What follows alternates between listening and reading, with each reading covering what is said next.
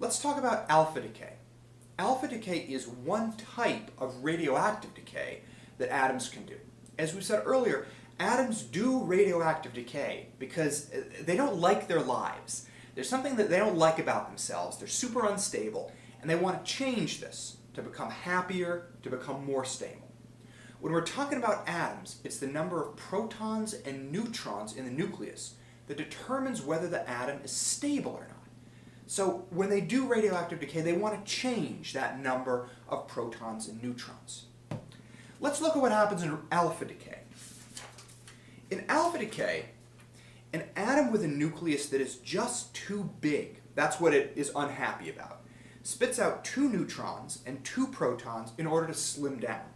These 2 neutrons and 2 protons, they come together and they make up what is called an alpha particle. So we have this unhappy atom that wants to slim down, spits out 2 protons and neutrons, they go flying out into space, and we call that an alpha particle. Let's talk about beta decay. Beta decay, like other forms of radioactive decay, happens in the nucleus of an atom here.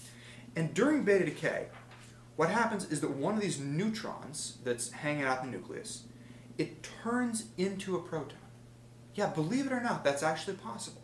Neutrons and protons can turn into each other under certain circumstances. And so in beta decay, you have a neutron and it turns into a proton. And this process of a neutron turning into a proton makes a new electron for the atom. But it's not just any kind of electron. It's a fast-moving electron that gets shot out of the atom super fast. And we call these fast-moving electrons that are shooting out of the atom, we call them beta particles.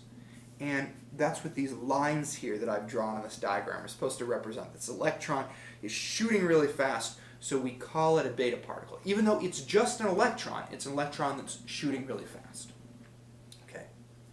So why would an atom want to do beta decay in the first place? Well, as we said earlier, atoms do radioactive decay because there is something about their lives, there's something about themselves that they don't like. They're unhappy, or we could call that unstable. And so for an atom that wants to do beta decay, they have too many neutrons in their nucleus and not enough protons. That's what's making them unhappy. And so by doing beta decay, they can lower the number of neutrons they have, which is what they want to do, and they can increase the number of protons. So after they do that process, they'll become happier, or to sound more scientific about it, they'll become more stable. Okay? So that is an overview of beta decay. Let's talk positron decay. So we've said that all atoms do decay because they have some kind of a problem about their lives that they want to fix.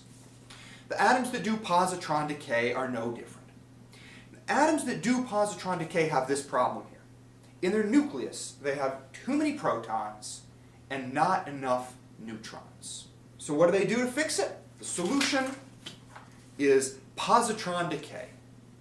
And in positron decay, here's what happens.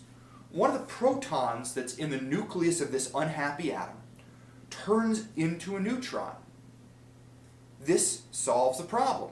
Now we have fewer protons and we have more neutrons. In the process of this proton turning into a neutron, though, something else happens. A particle called a positron gets created in the process. We haven't talked about positrons yet, and they're pretty interesting. A positron is like the opposite of an electron, okay? It weighs as much as an electron. It is identical to an electron in every way except it's positively charged, okay? So electrons and positrons are kind of like, from comic books, like superheroes and villains.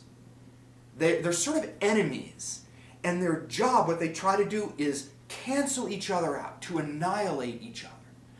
An electron is an example of matter, what we call matter, and a positron, the opposite of that, is an example of what we call antimatter. So electrons and positrons. I hope to do a video on positrons and antimatter and all that sort of stuff because it's really interesting. But for right now, just trust me. All you need to know is that a positron is the opposite of an electron.